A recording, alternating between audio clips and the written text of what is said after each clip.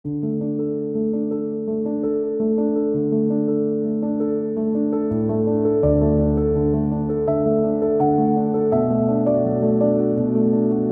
मित्रांनो, आज आपण बोलणार आहे सुवर्णप्राशन बद्दल की नेमकं सुवर्णप्राशन म्हणजे काय, हे कोणाला द्यायला पाहिजे आणि त्याचे फायदे काय आहेत व त्याची वेळ की मुलांना कधी सुवर्णप्राशन द्यावे. चला तर मग आपण बघूया की सुवर्णप्राशन म्हणजे नेमकं काय. तुम्हाला काय वाटतं मित्रांनो, सुवर्णप्राशन हे आज आपण शोध लावला आहे तर नाही.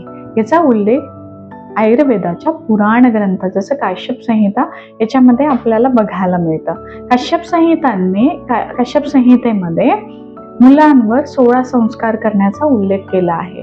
त्यापैकी एक आहे ते म्हणजे सुवर्णप्राशन.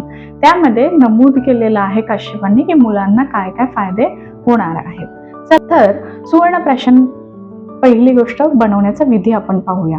सुवर्णप्राशन मध्ये काही ब्रेन टॉनिक्स असलेले वन औषधी जसं शंखपुष्पी आहे, वचा आहे, ब्राह्मी आहे, यष्टीमधू आहे इत्यादी, प्लस त्यामध्ये गाईचं शुद्ध घृत व त्याच्यामध्ये मध हे तयार करून आपण एक मिश्रण करतो व त्यामध्ये प्रमाणानुसार जे ग्रंथात दिलेलं प्रमाण आहे ग्रंथकारांनी त्याच्यानुसार शुद्ध केलेलं सुवर्णभस्म मिश्रण करतो आणि अशा प्रकारे आपण सुवर्णप्राशन तयार करू शकतो. तर मुलांना सुवर्णप्राशन हे पुष्य नक्षत्राच्या दिवशी द्यायला पाहिजे. पुष्य नक्षत्र हे शुभ मानलं आहे. त्या दिवशी दिलेलं सुवर्णप्राशन हे मुलांना जास्त फायदा करतं. जेव्हा आपण सुवर्णप्राशन बनवतो तेव्हा देखील आपण पुष्य नक्षत्राचा योग साधूनच ते बनवल्या जातं. दुसरी गोष्ट, हे कोणत्या वयोगटातील मुलांना द्यायचं आहे. सुवर्णप्राशन हे नवजात शिशुपासून ते 16 वर्ष मुलांपर्यंत आपण देऊ शकतो. पण सुवर्णप्राशन दिल्याचा फायदा हे जास्त करून जे लहान वयातील मुलं आहेत, जे नवजात शिशु ते 5 वर्षापर्यंतचे बालक आहे, त्यांच्यामध्ये जास्तीत जास्त दिसून येतो. परंतु असं काही नाही, आपण मोठ्या मुलांनाही सुवर्णप्राशन देऊ शकतो. त्यामध्ये नक्कीच प्रमाणाचा फरक असू शकतो. तर आपण वळूया आता सुवर्णप्राशनच्या फायद्याकडे.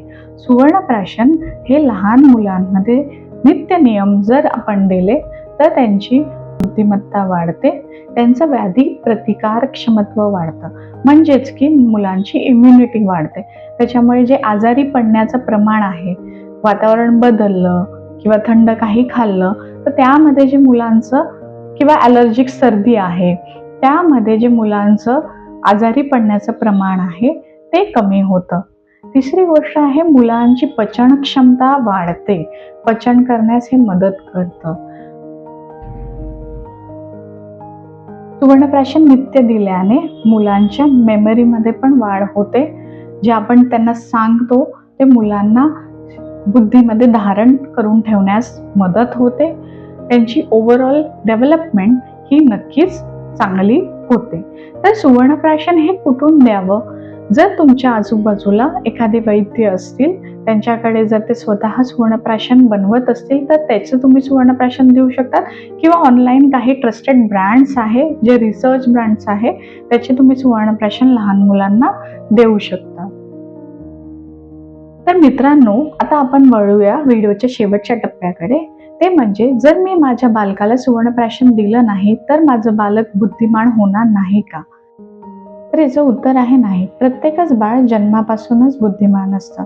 आपण सुवर्णप्राशनने फक्त त्याची तल्लख बुद्धी व त्याचं स्वास्थ्य सांभाळून ठेवण्यासाठी मदत करत असतो.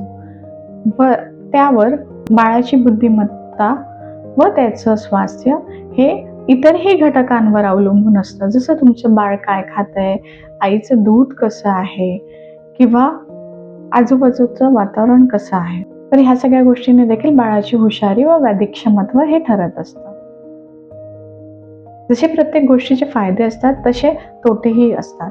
जर ते योग्य प्रमाणात किंवा योग्य पद्धतीने बनवलेलं सुवर्णप्राशन आपण मुलांना दिले नाही तर ते तोटा देखील करू शकतात. त्याच्यामुळे सुवर्णप्राशन हे तुमच्या आजूबाजूला सुवर्णप्राशन हे ट्रस्टेड व्यक्तीकडून किंवा ठिकाणावरूनच घ्यावे ही विनंती.